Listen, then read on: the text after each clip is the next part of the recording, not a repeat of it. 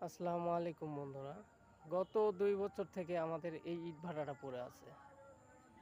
আমাদের এলাকার যত শ্রমিক এখানে কাজ করত, ২ বছর থেকে তারা কাজ করতে পারতেছে না। তাদের প্রচুর পরিমাণ সমস্যা দেখা দিয়েছে। গ্রামের জায়গা তো। এই ভাটায় প্রায় নাহলে ৫,০০০ লেবার কাজ করত। সেখানে বর্তমান ২ বছর থেকে সেই ৫,০০০ লেবারের একজনও কাজ করতে পারতেছে না ভাটাটা বন্ধর কারণে।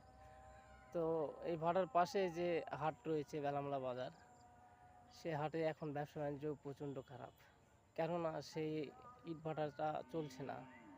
পাশাপাশি যে কয়েকটা ভাটা আছে মোটামুটিভাবে সব ভাটাগুলানি বন্ধ, ২-১টা ভাটা খোলা।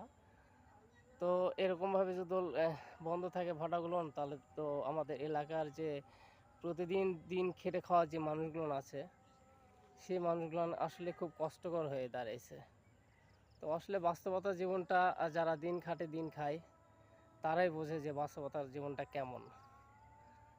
আর যারা সরকারি চাকরিজীবী তারা তো মাস শেষে বেতন পাবেই, তাদের সমস্যাটাই কম। কিন্তু দিন খেটে খাওয়া মানুষের সমস্যাটাই বেশি।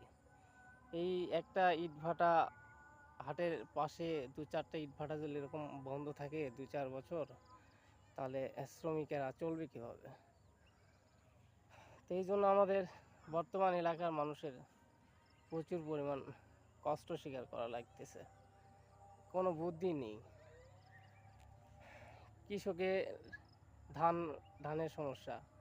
এই কিছুদিন আগে বৃষ্টি হয়েছে, ধান অনেকের পড়ে গিয়েছে, ধান নষ্ট হয়েছে, ভালোভাবে আবাদ করতে পারতেছে না। কেউ আলু লাগাইছে, সেই আলুগুলো এই বৃষ্টির কারণে নষ্ট হয়ে যাচ্ছে। আলুগুলো বানতে পারতেছে না, ফুটতে পারতেছে না। তো কৃষকেরও খুব কষ্ট। তো আসলে এই বলে শেষ করলাম।